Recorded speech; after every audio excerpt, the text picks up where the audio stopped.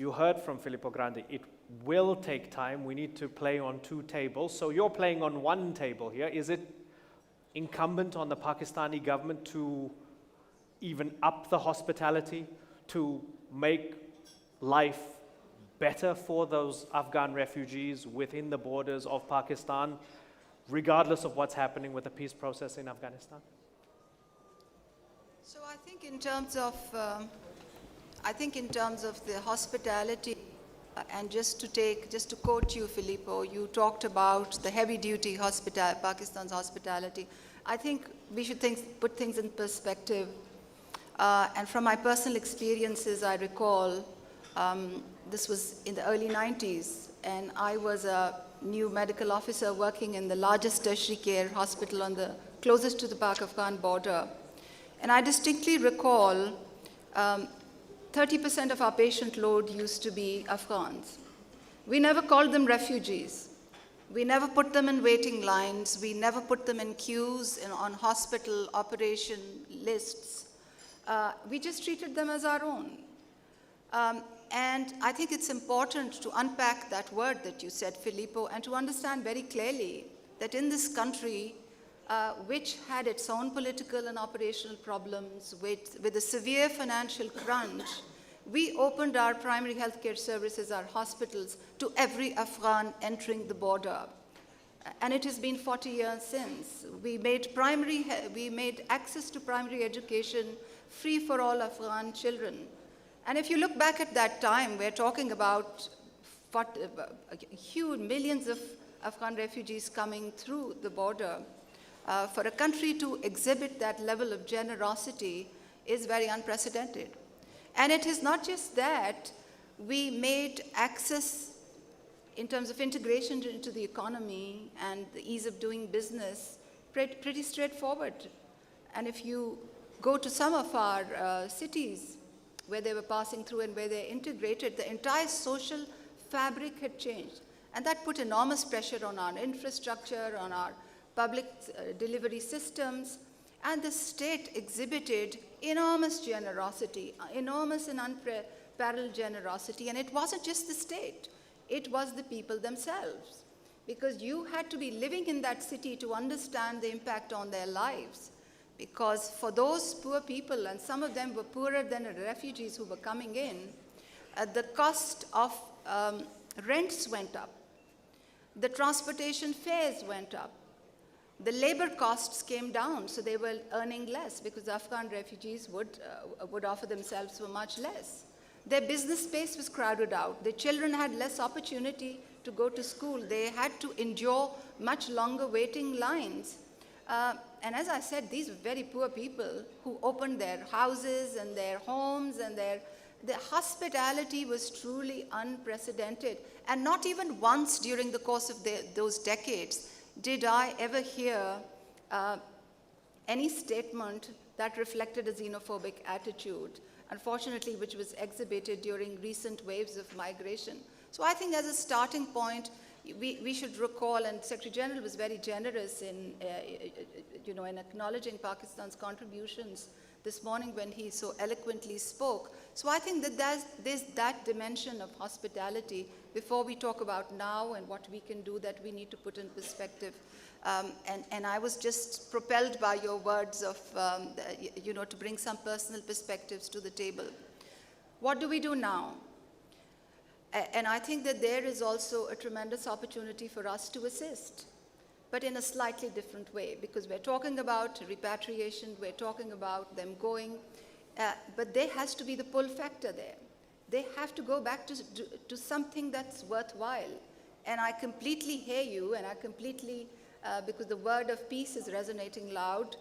So peace brings investments coupled with the government's ability to accrue benefits equitably will create the job opportunities, and that will make it worthwhile for the Afghans on our side of the border to go back, and that's accepted. But what is it that you can catalyze for the bottom of the pyramid? And that's where the Pakistani experience these days can come into play quite significantly. Because our Prime Minister has a signature initiative called ESAS. ESAS means compassion. And ESAS is a whole of government initiative to embed welfare into the mandate of all ministries. It's a social protection initiative. It's got allied livelihoods and jobs creation initiatives for the bottom of the pyramid, to develop human capital, which we know is so fundamentally important for countries to progress in the economies of the future. And over the last 1 year, we've recognized that there are some strategic coordinated approaches that you can adopt to catalyze the economy at the bottom of the pyramid. We're very happy to share those experiences with our colleagues across the border. For example, we've realized that by accelerating and expanding the cash transfer program, you can increase people's purchasing power, and that helps small businesses. For instance, we have come to believe that with some of the experiences that we've had with graduating individuals out of poverty, with some of the randomized controlled trials that we've conducted over the last couple of years, and the evidence that has shaped our policy around the graduation of very poor individuals at the base of the pyramid, we've come to understand how to combine asset transfers with interest-free loans with skill building. And we're in the midst of some massive interventions that we're rolling out. In fact, this Thursday, the Prime Minister is going to a very remote village to inaugurate an asset transfer program, which is built on the evidence from a randomized controlled trial, a very large program that we're upscaling. So these are the two pillars that we think are very catalytic for, for inclusive economic opportunities at the base of the pyramid. There are others that we have deployed at scale. For instance, the combination of financial and digital inclusion and what it does for economies at the base of the pyramid. But then with our own experience, we also understand that this is a very complicated business. It's about connectivity, it's about access to handsets, it's about telecom policy, it's about creative content creation. It's about a whole new paradigm of education. And then another important piece of what we're doing for these bottom of pyramid economies is our new initiative on rural value chain building, where an expert group is accelerated its work to develop a new policy framework where we will actually create the incentives for private sector to invest in these small enterprises, which will help value chain building. And of course, you layer it up with digital, you layer it up with women interacting with access to handsets, and you layer it up with a handset policy with costs coming down, and there's a whole new opportunity that opens up for the bottom of pyramid.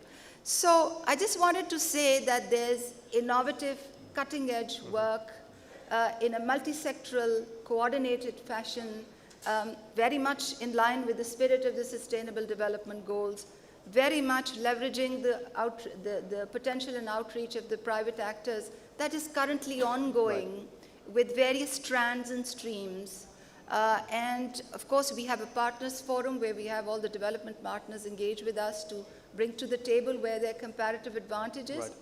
And with the leadership of our foreign ministry and the foreign minister, we're very happy to explore how we can technically cascade some of our learnings across the border, because it's fundamental to have the pull there, to have something worthwhile there for these individuals to go back to. Okay, and I guess as we get the initial comments from Harun Shakhansuri and we open it up to further discussion for Dr. Sanya Nishtar, because as the process of absorbing people, integrating them, making life better for them continues, there are fears from human rights groups and from Afghan refugees who have been interviewed that when you formalize their stay, when you want to identify them and so on, there's this fear that you're going to give me an ID or register me only to force me back. Address that fear for me, because it's something that's brought up periodically by human rights groups, that when you identify formally refugees, one of the side effects of that, or it could be used in order to forcefully push them back home when they don't want to or they feel they're not ready to go back home. Well, I think those fears have to be allayed because we're not living in biblical times. In order to be entitled to any kind of social security benefits or any benefits from the state, or in order to operate in an economy, you need an identity.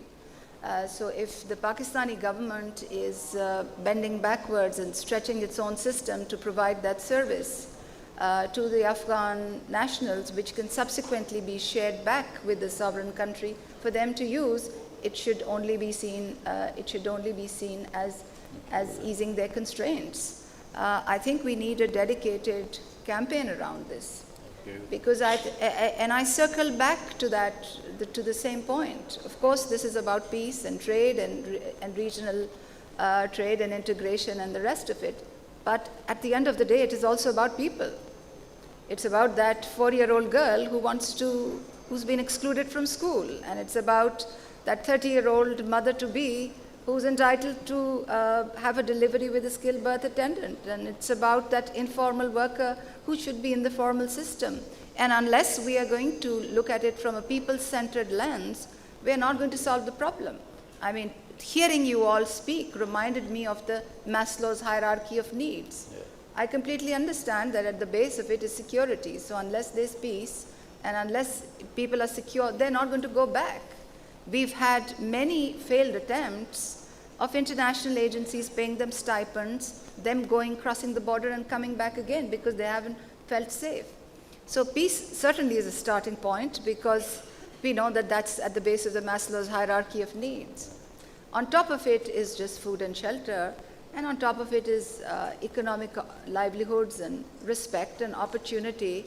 And what I'm sharing with you is that there are ways to galvanize economies at the base of the pyramid. There are evidence-driven solutions which could be deployed.